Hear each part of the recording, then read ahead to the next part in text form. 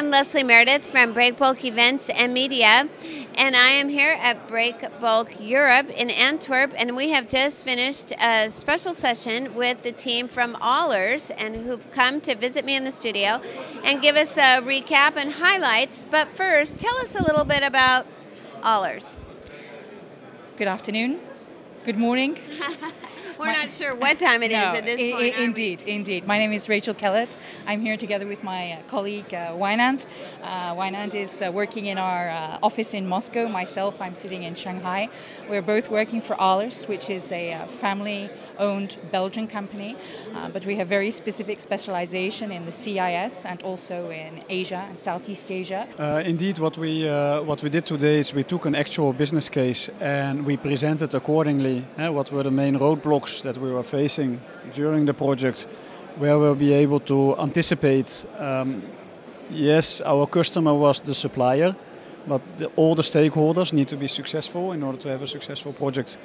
So where do we put people on site? What do we do with the document guidance? What questions do we have with respect to technical documentation? And this is a competence that we indicated, which is not unique. We are not the only company that is good in doing so, but we are one of the companies that are successfully performing these activities.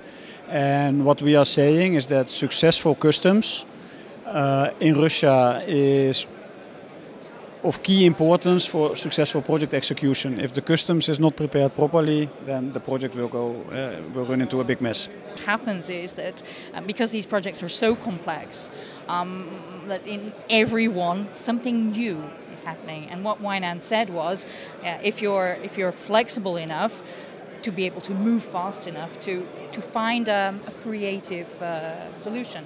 I think you have spoken about the situation where we were waiting to move cargo. We had to move cargo in fast, and we were acting as importer of record. Yes.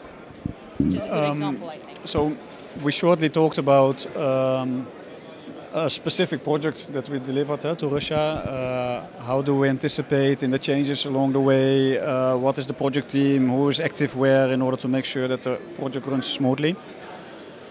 There was a very interesting question from the audience asking how is today's business environment, and then specifying is how can a logistic organization today be successful in a market that is relatively difficult? The economy is not doing very well. Investment climate is rather negative actually. Fortunately we see that it's balancing out now and some investments are still continuing, but business is not so easy. And what we see for logistic organizations is that specialization, especially in a market where everything is not so easy anymore, is key to success. So in Russia we are offering some very dedicated services that are really, let's say, specialized, where we are one of the few or maybe the only service provider that can perform such services. For example, we do DDP deliveries. What we see with the K&M project, we have imported the equipment, but then something breaks down during the site erection process. Something is missing, something is stolen, something has been forgotten to be shipped.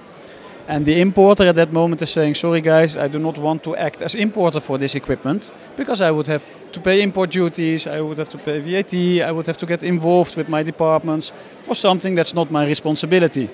Dear supplier, you are the EPC contractor, this is your responsibility. So 5 years ago we started with a separate daughter organization, Ahlers Rus Import, allowing us to act in Russia, Kazakhstan, also Ukraine, also Belarus, Armenia, Kyrgyzstan as an importer of record. So the countries I just mentioned, except for Ukraine, can be mentioned through our Russian legal entity that acts as importer of record. In Ukraine we do it separately because Ukraine is not part of the so-called customs union. There is borders.